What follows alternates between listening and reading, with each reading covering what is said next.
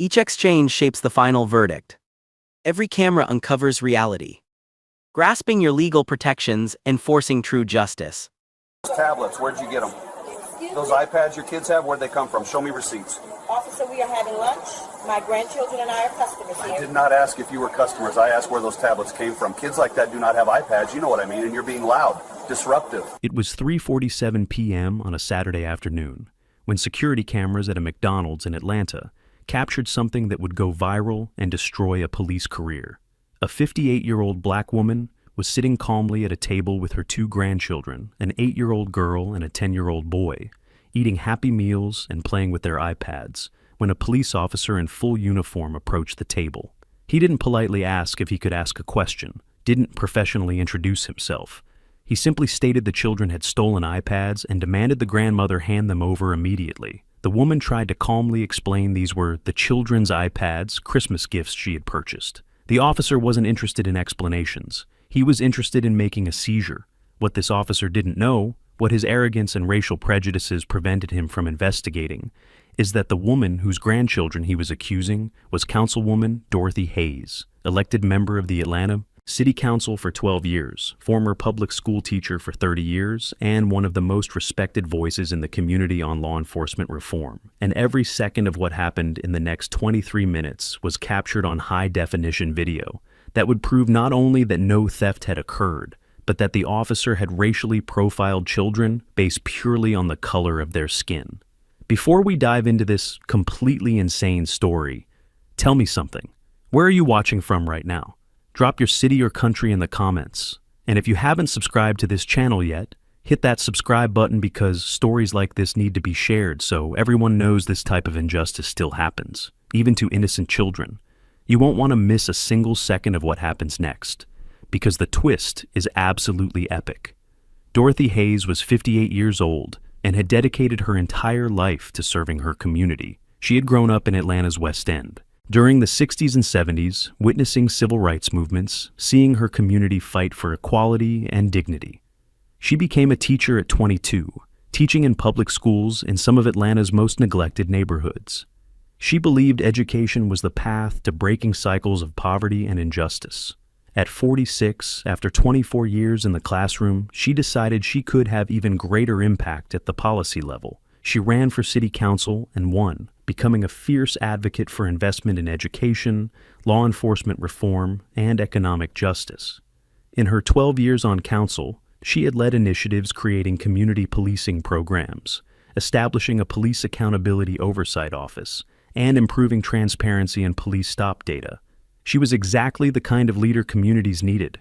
And on that Saturday afternoon, she was just trying to enjoy time with her grandchildren when her world was interrupted by an officer who saw her as just another black woman who didn't deserve respect. Dorothy had picked up her grandchildren, 8-year-old Destiny and 10-year-old Marcus Jr., from her daughter Lisa's house that morning. Lisa, a nurse who worked weekend shifts at Grady Memorial Hospital, depended on Dorothy for childcare on Saturdays.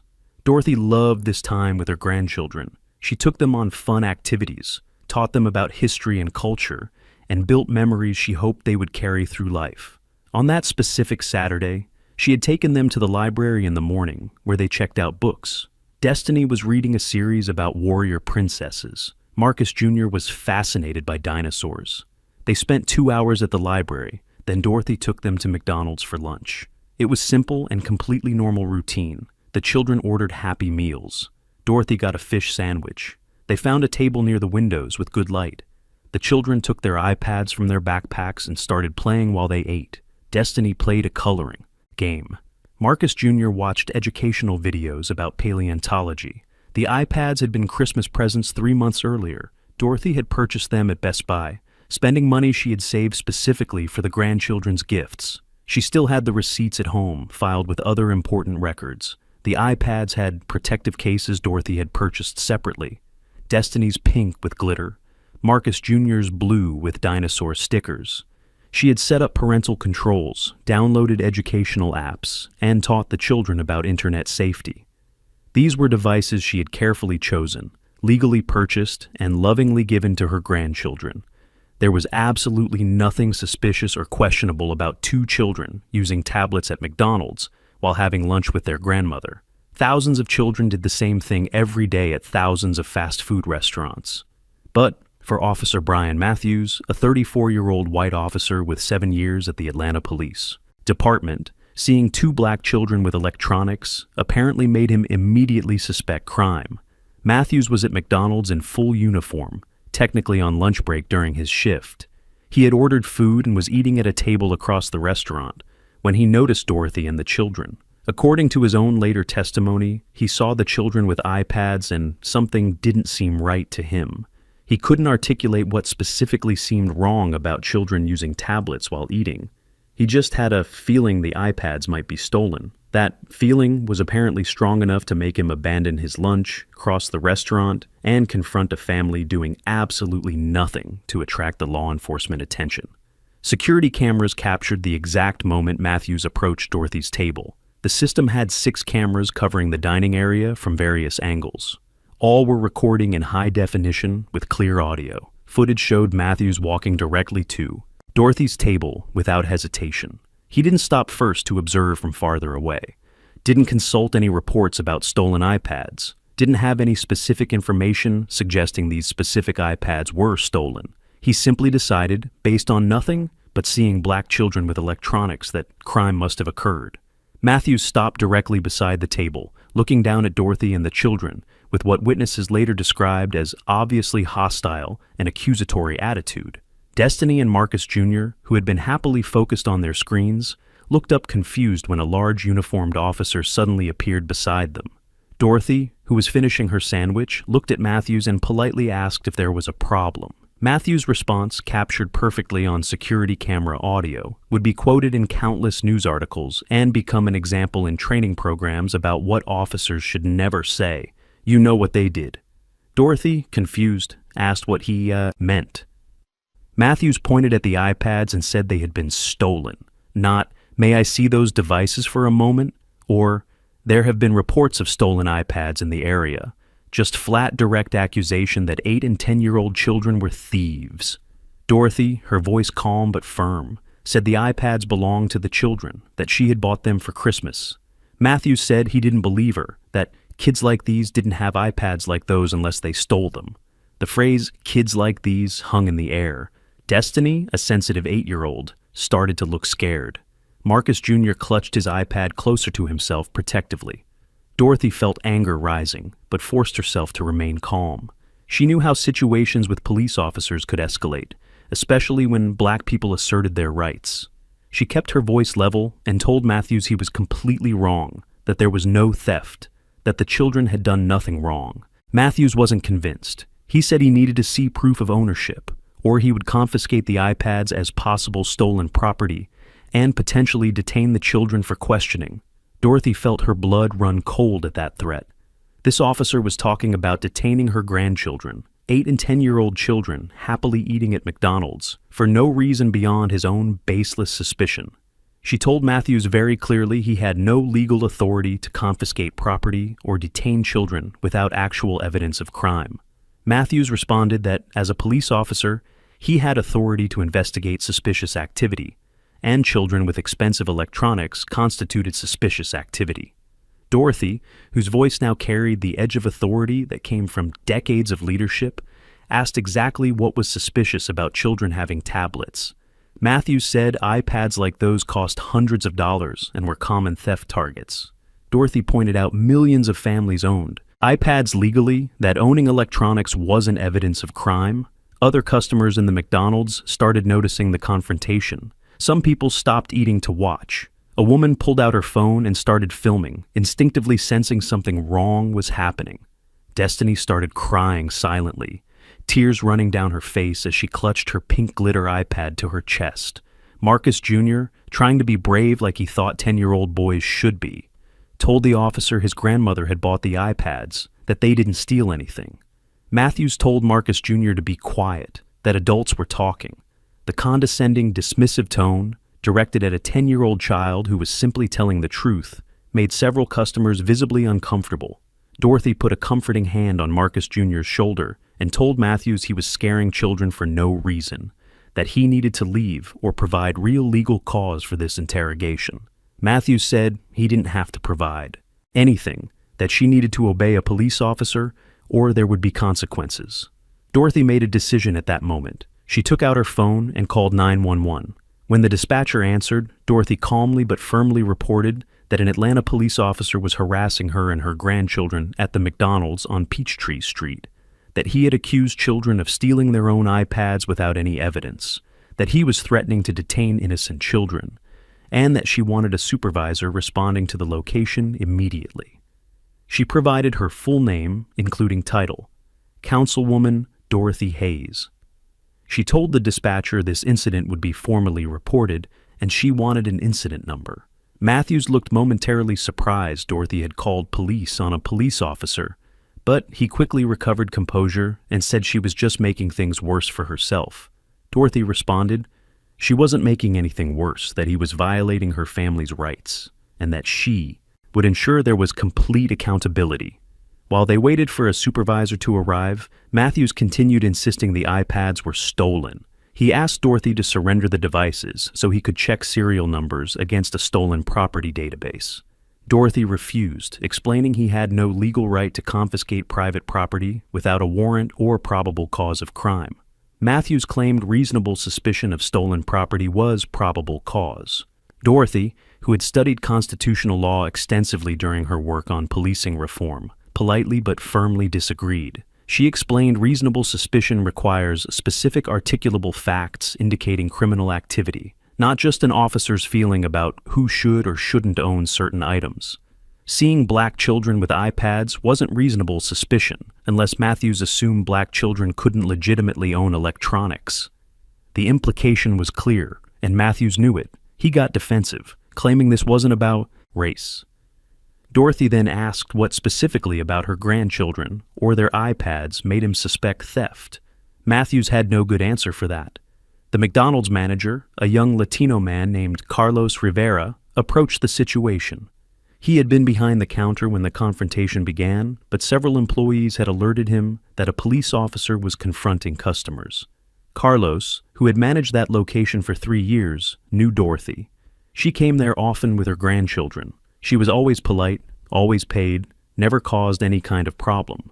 He also noticed Matthews had eaten there many times during lunch breaks, and had never confronted any of the white customers he'd seen using iPads, laptops, or other electronics. Carlos politely asked if there was a problem he could help resolve. Matthews said it was police business and didn't concern the manager. Carlos responded that when a police officer confronted customers in his restaurant, it definitely concerned him as manager. He asked if any crime had been reported, if there was any call about theft. Matthews admitted there was no specific call, but that he was investigating suspected stolen property. Carlos asked what evidence there was of theft. Matthews pointed at the iPads.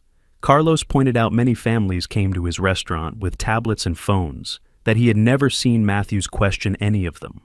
The woman who was filming, whose name was Jennifer Park, a 29-year-old software developer, continued recording the entire interaction. Her video would capture a slightly different angle than the restaurant's security cameras, showing Matthews' facial expressions and Dorothy and the children's body language more clearly. Jennifer would later tell reporters she started filming because something about how Matthews was treating the family felt fundamentally wrong. She saw parents with children using electronics at that McDonald's all the time. She had never seen an officer question any of them. The fact he chose to specifically confront this black family raised immediate red flags for her. And when she heard Matthews say, "Kids like these," she knew she was witnessing racial profiling in real time. Destiny was still crying, louder now. Marcus Jr. was trying to be strong, but his eyes were red. Dorothy alternated between comforting grandchildren and maintaining firm but respectful confrontation with Matthews. She repeated multiple times the children had done nothing wrong, that the iPads were theirs, that Matthews was traumatizing innocent children for no valid reason. The first Atlanta patrol car responding to Dorothy's call arrived 11 minutes after she had called. The officer who stepped out, Sergeant Michelle Washington, had worked at the department for 14 years. She knew Matthews by sight, but didn't work directly with him. She definitely knew Dorothy Hayes. When you were a police officer in Atlanta, and Councilwoman Hayes was an active council member overseeing law enforcement, you knew who she was. Washington approached the situation professionally, first asking Matthews what was happening. Matthews explained he had observed children with iPads he suspected were stolen, that the grandmother was refusing to cooperate with his investigation. Washington turned to Dorothy, and her face showed immediate recognition, followed by something like alarm when she realized Matthews apparently didn't know who he was confronting. Washington addressed Dorothy respectfully. "Councilwoman Hayes, can you tell me your version of what happened?" Dorothy calmly explained she was having a peaceful lunch with her grandchildren when Matthews approached and accused the children of having stolen iPads without any evidence or justification. She said Matthews had threatened to confiscate the iPads and detain the children. She had explained the iPads were Christmas gifts she had purchased, but Matthews refused to believe her and continued harassing her family. Washington asked Matthews what specific evidence he had that the iPads were stolen. Matthews said they were expensive models that were frequently stolen. Washington asked if there were any reports of stolen iPads matching these specific devices. Matthews admitted there weren't. Washington asked what specifically about the situation led him to suspect crime. Matthews said it just didn't seem right that children would have iPads like those. Washington, her tone becoming firmer, asked what specifically didn't seem right. Matthews couldn't provide a specific answer that didn't reveal obvious racial assumption. Washington turned to Dorothy and said she was sorry for the experience, that clearly there was no evidence of any wrongdoing and that she and her grandchildren were free to finish their lunch in peace. She then told Matthews she needed to speak with him outside. Her tone made clear it wasn't a request. Matthews followed Washington outside the McDonald's, and while security cameras didn't capture that conversation, witnesses could see through windows that Washington was obviously reprimanding Matthews. Her body language was that of a supervisor, clearly dissatisfied, confronting a subordinate who had made a serious mistake. Matthews looked defensive initially, then increasingly uncomfortable as Washington continued talking. When they returned inside, Washington approached Dorothy again and said she would be filing a report about the incident, that Matthews would be instructed to leave, and that Dorothy would have an incident number for any follow-up she wanted to do. Dorothy thanked Washington for professional intervention, but made clear she would definitely be doing formal follow-up. Dorothy finished lunch with her grandchildren, but the atmosphere had changed completely. Destiny barely touched the rest of her food. Her expression of happy child transformed into something more withdrawn and frightened. Marcus Jr. stayed quiet, staring at his iPad without really playing anything, occasionally glancing at the door as if expecting Matthews to come back. Dorothy put an arm around each child, pulling them close, saying repeatedly they had done nothing wrong, that the officer had made a mistake, that they were safe. But she saw in the children's eyes that something had changed in that McDonald's. Some innocence had been taken away. Marcus Jr., at just 10 years old, had experienced his first encounter with someone who looked at him and assumed the worst based purely on his appearance.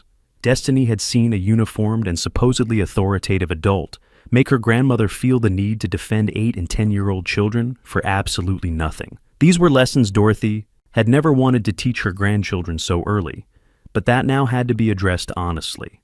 In the car on the way home, Dorothy carefully explained what had happened. She used age-appropriate language but didn't shelter the children from truth. She said sometimes people made assumptions about others based on how they looked rather than who they actually were. She said the officer had made a wrong assumption, that there was nothing wrong with them, and that she would make sure there would be accountability for what happened. Marcus Jr. asked why the police officer had said, "kids like these." Dorothy took a deep breath before answering. She said sometimes people looked at black people, even black children, and immediately thought they were less likely to own good things, or more likely to have done something wrong. She said this was unfair, it was wrong, and it was exactly why she had spent her career working to change it. Marcus Jr. was quiet for a moment, processing that, then asked if the police officer would get in trouble. Dorothy said yes, he absolutely would. As soon as she got home, Dorothy called her daughter Lisa to explain what happened before the children did. Lisa, arriving home from the hospital after a 12-hour shift, heard the entire story with growing outrage. As a nurse who worked with children, she understood the impact of trauma on young minds. As a black mother, she understood exactly what had happened and why. She hugged her children, reaffirmed what Dorothy had said, and then told her mother to do what she needed to do to ensure accountability.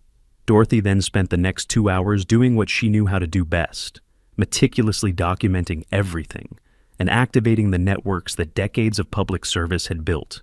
She wrote a detailed timeline while it was fresh in her memory. She contacted Jennifer Park, the woman who had filmed the incident, who immediately agreed to provide the complete video. She obtained copies of McDonald's security camera footage through Carlos Rivera, who was more than willing to cooperate, and she contacted her personal attorney, a civil rights specialist with 30 years of experience, to discuss courses of action. The following day, Sunday, Dorothy went to the Atlanta Police Department and filed a formal complaint against Matthews. She brought all documentation, timeline, screenshots of her 911 call, Jennifer Park's contact information and name, and a statement from Carlos Rivera, the McDonald's manager. She fully identified herself as Councilwoman Dorothy Hayes and told the reception officer she wanted the complaint documented, a case number, and notification to the chief of police that she would be following up personally. The reception officer, clearly recognizing Dorothy's name and title, ensured she would receive senior supervisory response. Dorothy also filed a separate complaint with the Internal Affairs Division, wanting the process fully documented in multiple channels to ensure it couldn't be quietly swept aside. She had overseen law enforcement enough to know how complaints sometimes disappeared into administrative black holes when they involved only an ordinary citizen versus a police officer. Her position and determination would ensure that didn't happen in this case. Monday morning, before going to a council meeting, Dorothy did something that multiplied pressure on the department exponentially. She published a detailed public statement on her social media accounts, describing what happened, identifying the specific McDonald's, and calling on the Atlanta Police Department for full and transparent accountability. She didn't use inflammatory language. She didn't make excessive emotional appeals. She presented facts clearly and calmly, the same way she had learned over decades of public service. The statement was shared hundreds of thousands of times in the first hours. Combined with Jennifer Park's video that started circulating, simultaneously it created a social media storm that forced the police department and the entire city to respond. The video was particularly powerful. It showed Matthews accusatorially pointing at children, showed Destiny crying, showed Marcus Jr. clutching his iPad protectively, showed Dorothy maintaining dignified composure under pressure. It was impossible to watch and not feel immediate outrage. National media picked up the story within hours. It was a narrative that touched multiple nerves simultaneously. Racial policing, children being targeted, a city council member being disrespected, a grandmother protecting grandchildren. Every major news network wanted the story. Reporters showed up at the Peachtree Street McDonald's, interviewing Carlos Rivera and other employees who had witnessed the incident. They contacted Jennifer Park, whose video had gone viral. They tried to contact Matthews, but his lawyer quickly issued a statement saying he wouldn't be commenting while internal. Investigation was underway. The Atlanta Police Department issued its own statement, vague and defensive as expected, saying they took allegations seriously, that Matthews had been placed on paid administrative leave pending investigation, and that more information would be provided as investigation progressed. The statement satisfied neither journalists nor the public who had seen the video. There was no ambiguity. There were no two sides to this story that made what happened uncertain. Concerning for the department was investigative reporters discovering Matthews had a history of complaints. In his 7 years at the Atlanta Police Department, he had received 11 formal citizen complaints. 7 of those complaints came from black people alleging racial profiling, unjustified approaches, or discriminatory treatment. Of the 11, only 2 had resulted in any discipline, both minor written warnings that didn't affect his career. The others had been filed as unsubstantiated or closed without action after internal investigations many claimed were superficial. The pattern was clear and disturbing. Matthews had a documented history of treating black people differently, and the department had repeatedly ignored it. Dorothy and her grandchildren's case wasn't an aberration. It was continuation of a pattern the department had failed to address. Even more damaging was stop data journalists obtained through public records request. Matthews had made 412 stops in the past 2 years. When analysts examined those stops by race, disparities were shocking. Black people constituted 78% of his stops, despite being only 31% of the population in areas he patrolled. White people were only 9% of his stops, despite being 48% of those same areas. The numbers were impossible to explain as coincidence or result of legitimate crime patterns. They strongly indicated Matthews systematically applied different policing to black versus white people, that he operated with a fundamentally different set of assumptions based on race. When this data was published, it transformed the story from individual incident to evidence of systematic pattern. It wasn't just about Dorothy and her grandchildren. It was about hundreds of other people who had been targeted by Matthews for years. Dorothy was asked to hold a press conference by city council. She appeared composed, professional, wearing a navy blue suit, her glasses framing her face. She brought Lisa and the children, Destiny and Marcus Jr., stood beside their grandmother and mother, silent presence that made everything very real for anyone watching. Dorothy spoke without notes, her voice carrying the weight of decades of advocacy. She described what happened factually, but also spoke about the broader impact. She said as a council member who had worked on policing reform for more than a decade, she understood complexities of law enforcement. She knew there were many excellent officers doing difficult work with integrity, but she also knew systematic racism in policing was a real and documented problem that departments couldn't keep ignoring. This incident wasn't about a bad officer having a bad day. It was about an officer who had demonstrated a pattern of discriminatory behavior that the department had allowed to continue for years. Dorothy also spoke directly to black families across Atlanta and across the country who had experienced similar encounters. She said she knew many families had been racially profiled, that their children had been questioned, that their rights had been violated, but they had no platform or resources to fight back. True justice is an evolving process, and awareness remains your strongest shield. We appreciate your viewership and dedication to clarity.